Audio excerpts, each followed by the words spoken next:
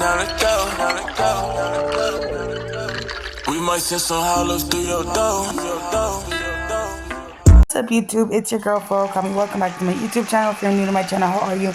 And if you're not new, welcome back. I am Flora Okami, and I am your newest commentary content creator. So, I want to get my opinion literally on the whole Tehseki and DTB. Then I want to talk about, the review for the episode that just happened on Sunday, and then Joseline's Cabaret, Texas. That shit was crazy. Make sure you give this video a thumbs up, leave your comments down below, and subscribe. Okay, so I first want to give my opinion on the whole Tehseki and Diamond in the Body. First of all, what's going on and why do they feel like they have to show us the reunion before the season is even done? I don't think anyone asked to see the reunion. I don't think anyone else cares to see the reunion.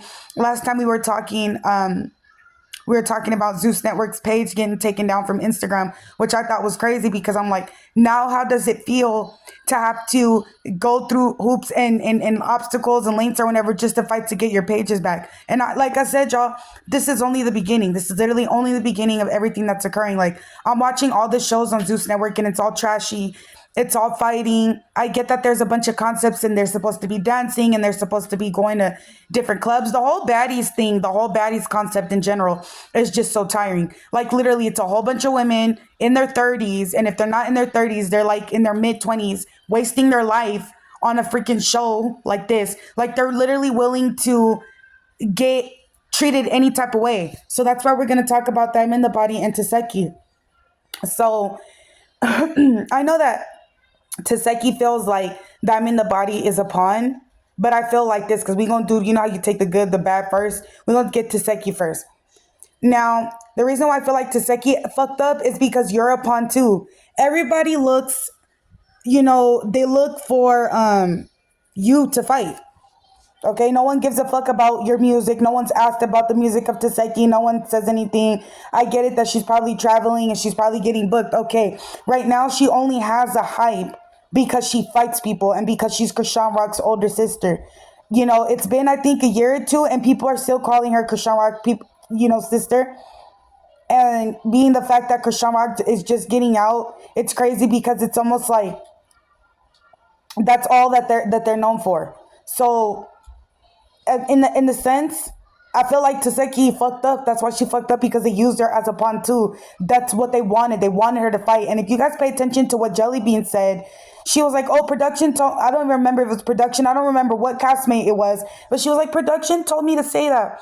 Production told me to say that about Tehseki. And Tehseki was like, well, why would you say that? Are you dumb? Are you dumb too? Because you fell into the chip dip you fought. Now, let's play devil's advocate. I feel like Diamond in the Body got what she deserved. If a production is telling you to do that, you need to stand on your own woman. You're supposed to be baddies. You're supposed to be this woman that's supposed to be bad and represent sexiness and her own person, independence. That's not very independent to listen to production and fight people. Now she's all fucked up and bruised up and swollen every freaking where because she agreed to do whatever she agreed to do for an amount of money. Like, y'all, Tehseki took this girl's tooth out. I was like, okay, it doesn't matter if Zeus Network is going to get you a check and you're going to just give veneers, because I'm pretty sure that's what she's thinking.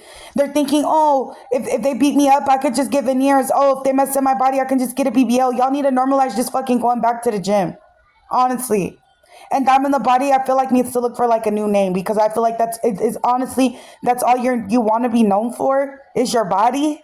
That's it. You just want to be known for your body. You don't want to be known for any other accolade. Like the fact that Zeus Network used her and abused her, because she doesn't see it right now. Maybe she does. But Zeus Network definitely used and abused her. They definitely exploited her, from the fact that Natalie Nunn took the tooth and was laughing the entire time. This grown woman with a child laughing at somebody else's pain.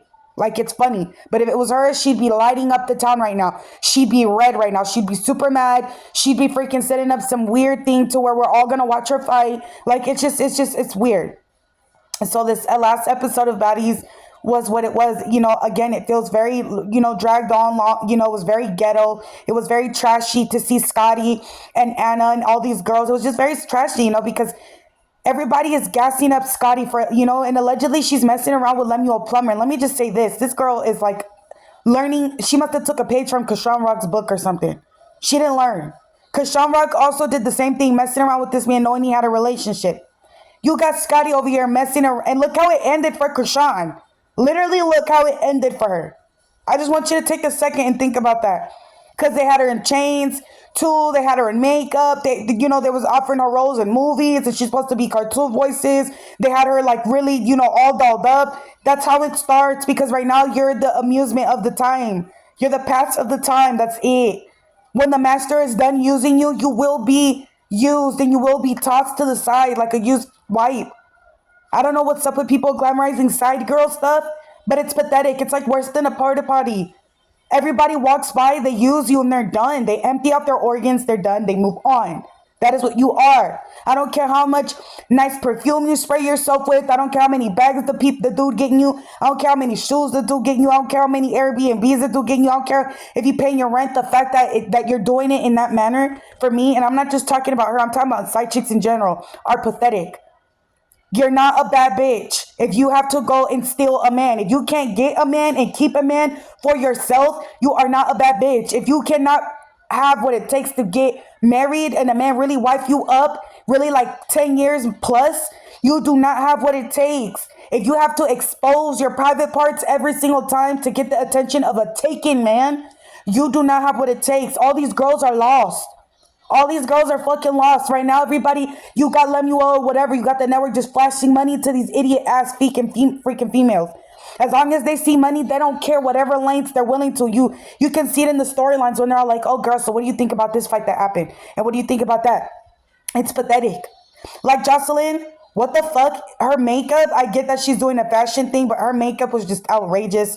They had Erica Mena be a freaking person to announce the girls coming in. It's a whole bunch of girls coming in, and it was just straight fights.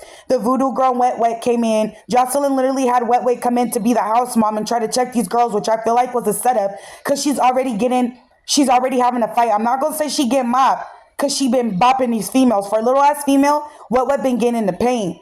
But I'm saying, like, everybody's making comments about childhood and people's parenthood. That episode was just freaking crazy. And then the next episode, they're about to have Wet continue to fight. And I'm just like, this is what y'all want to see. I will say this. Now that Joseline's Cabaret is back, it feels like Baddies is like, nah, it's, to the wayside again. Because I will say this. There's something about Joseline's Cabaret that brings it, it does bring back the fuego. Last season, I really think that they were canceled because Joseline got in trouble, but Raven coming back to the Cabaret after Joseline picked her up and threw her to the side is crazy, and she's been instigating the whole episodes. I bet you Raven gonna get beat up some sad, some vicious this season. Diamond coming back. She coming back after having a baby because she's trying to dust off her shoes and see what she can do. You know what I'm saying? Joseline got Ballistic in here. He looking old and tired. The girls look beautiful. I'll give them that. But it's a hot mess. It's a hot mess. It's a hot mess. It's a hot mess, y'all. And Diamond the Body, we're going back to that. I feel really bad. I do. I'm not going to sit here and laugh at the woman because I don't think it's funny to have your tooth taken out. But at the same time, these women are literally, the fact that these women are willing to expose themselves to an extent is crazy. And then, and then Rolly, she was already pissing off Mariah because Mariah was sitting there, saying she beat up Bianca. And Rolly was like, no, she did not beat her up. Neither one of them really was like tagging each other like that. Sapphire kept wanting to fight Bianca. Bianca respectfully sat in that car. I don't think she was scary. I mean, we know how they are on Baddies. They're not going to fight one-on-one. All the girls are going to jump in because they want their camera time. And Bianca knows this. They all know this. Like, Mariah has been yelling out throughout the whole episode to jump in and to do stuff to her. Like, why would Bianca even get out the car at this point? You don't hear Mariah? And then Mariah calling everybody's sister. She reminds me of me when I was younger. Like, really young. Like, I'm saying like 19. I used to think everybody was my sister. Everybody was my friend. But in reality, they were snakes in the grass. They were like showing Mariah and Sapphire like walking together. Sapphire didn't even look like she wanted to be next to Mariah. Like, why are you touching me? Like, I know Sukiana looking at that shit like, that shit weird as fuck. But yeah, y'all, that's it. That's all for the review. Hope y'all enjoyed. You know what I'm saying? I don't know, again, what this network is up to, what this network is doing. But yeah, I still got to get back to you guys with an episode of Basketball Wives. The show. Oh, and then they showed Biggie, the Santa Dominica whatever son thought she was in the Dominican Republic. They showed her with her family and all that shit. So that was cool to see, I guess. And yeah, and Anna Mac, I just feel like I'm just tired of her. I can't wait for her to get, yeah.